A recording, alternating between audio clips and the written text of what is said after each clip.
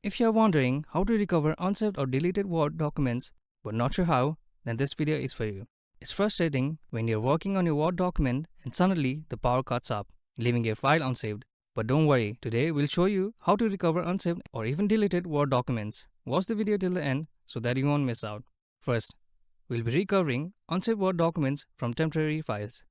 Open Microsoft Word on your computer, go to the Files tab, select Info and then click on Manage Document.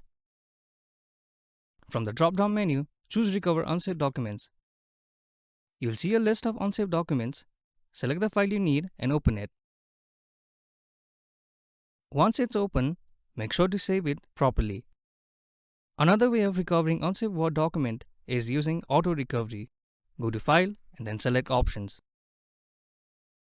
In the left navigation panel, click on Save.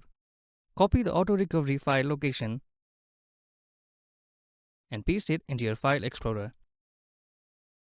Find the unsaved document and copy it. Go back to Microsoft Word, click the file, then open Recover Unsaved Documents. Paste the file into your desired location and open it. And this should recover your document. Tips: you can adjust the autosave interval settings to help prevent future data loss.